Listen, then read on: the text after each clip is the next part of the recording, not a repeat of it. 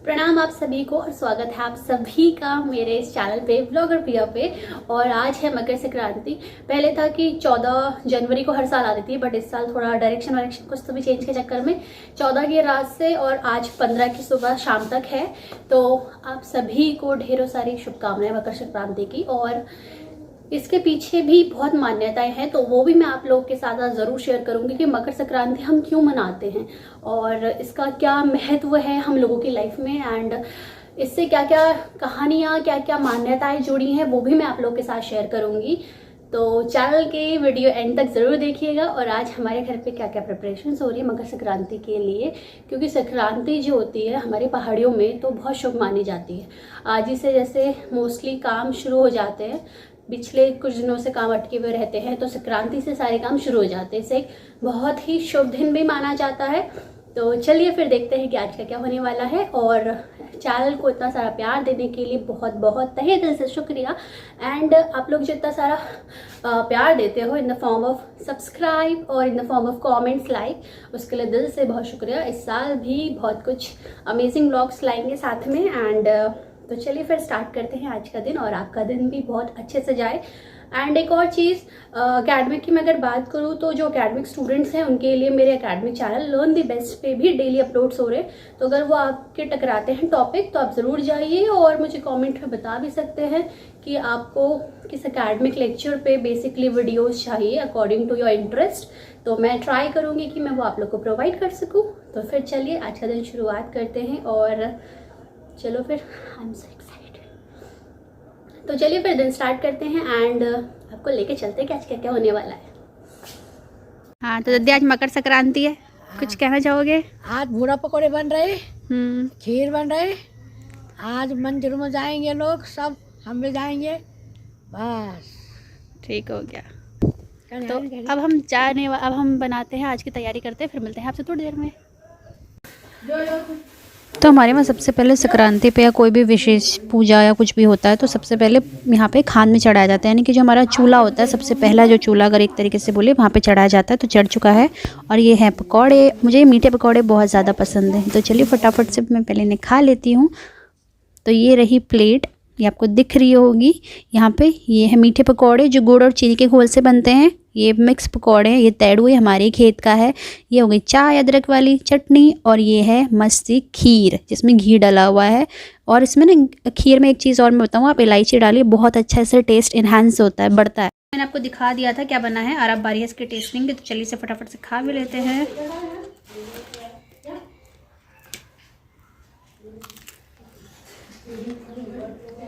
ये सबसे बढ़िया होती है, मतलब मुझे तो बहुत पसंद है। आप कमेंट सेक्शन में बताइएगा कि आपके वहाँ इसे क्या कहते हैं। हमारे वहाँ इसे गुलगुले कहते हैं, आपके वहाँ क्या कहते हैं? गुड़ और आटे के घोल से बनती है और इसमें कुछ नहीं होता, मतलब गुड़ इन द सेंस गुड़ का पानी।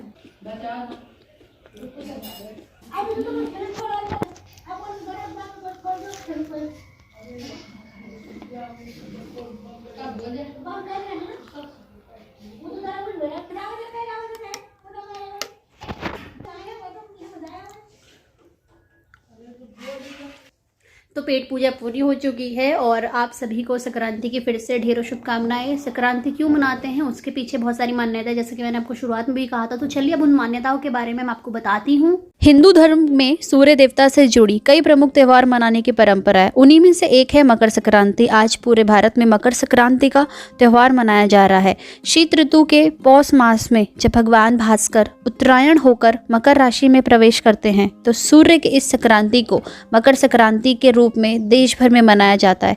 वैसे तो हर साल मकर संक्रांति 14 जनवरी को मनाई जाती है, लेकिन पिछले कुछ साल की गणनाओं के या कुछ परिवर्तनों के कारण इसे 15 जनवरी को भी मनाया जाने लगा है। इस साल भी इसे 15 जनवरी ही मनाया गया है। शास्त्रों में मकर संक्रांति के दिन स्नान, ध्यान और दान का विशेष महत्व बताया गया है। पुराणों में मकर संक्रांति को देवताओं का दिन बताया गया है। मान्यता है कि इस दिन किया गया दान 100 गुना होकर वापस लौटता है।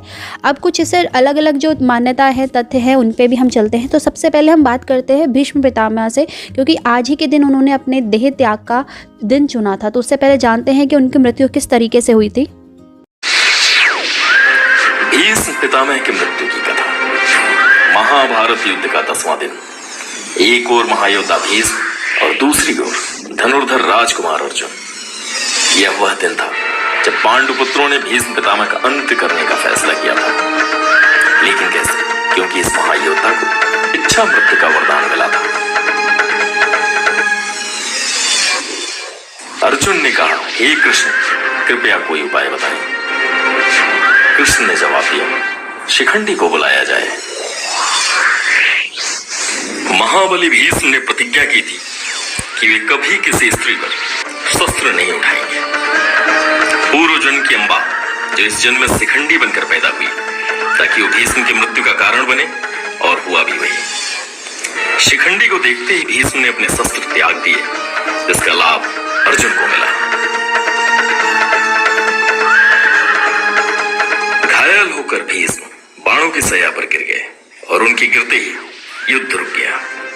भीष्म के अनुरोध पर अर्जुन ने उनके सिर को बाणों का सहारा दे दिया।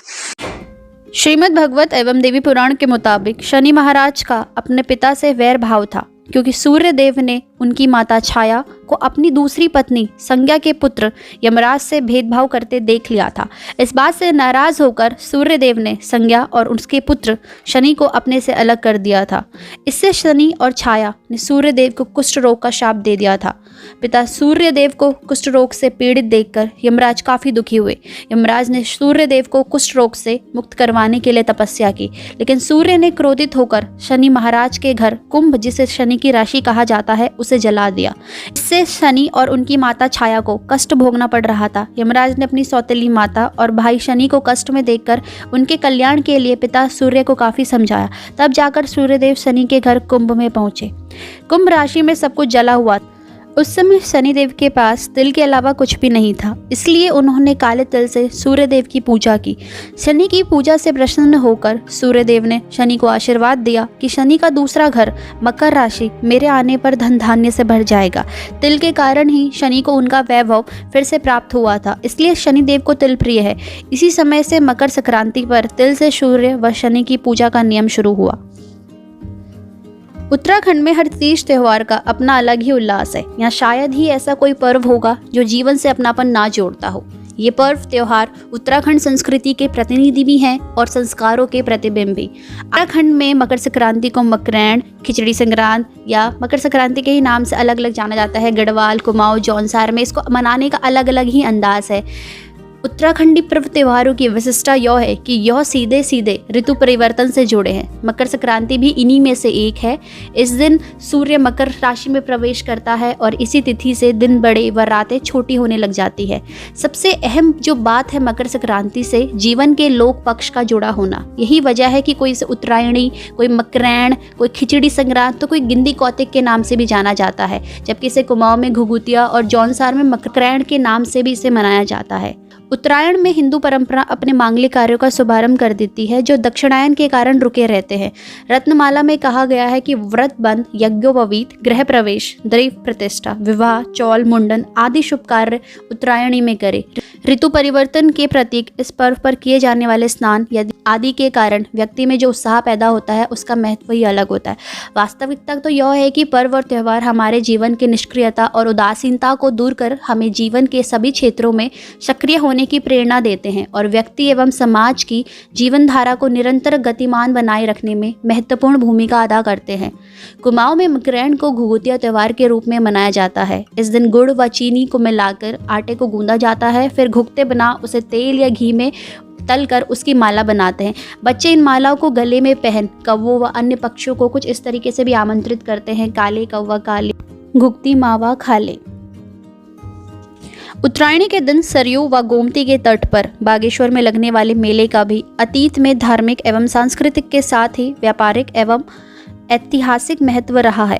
घुघुतों के अलावा ढाल तलवार की इसी आटे से बनी आकृतियाँ तथा दाड़िम, संतरा आदि को भी माला के रूप में पिरोकर उसे बच्चे के गले में डाला जाता है। जाड़ों में पक्षी ठंड से बचने मैदानों को चले जाते हैं और यह माना जाता है कि मकर संक्रांति से वे लौटना शुरू कर देते हैं। इसके ऊपर एक और अन्य कथा इस प्रकार भी है कि जौनसार बावड़ की यमुना घाटी में मकर संक्रांति का पर्व महीने के मरोज त्यौहार के रूप में मनाया जाता है, जो पूरे माघ चलता है। इस मौके पर सभी लोग अपने परिवार की कुशलता हेतु बकरे की बलि देते हैं। मान्यता है कि पांडवकालीन संस्कृति के अनुरूप चलते आज तक जनजातीय क्षेत्र की महिलाओं द्वारा बकरे को दुशासन का प्रतीक मानकर उसकी बलि देकर पांचाली की प्रतिज्ञा पूर्ण की जाती है।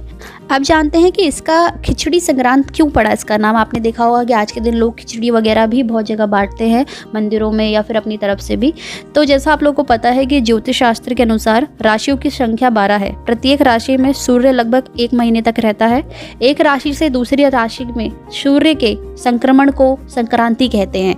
इन 12 राशियों में जिन 4 राशियों मेष, कर्क, तुला व मकर में सूर्य संक्रमण करता है तो वे मास होते हैं: बैसाख, श्रावण, कार्तिक और माघ।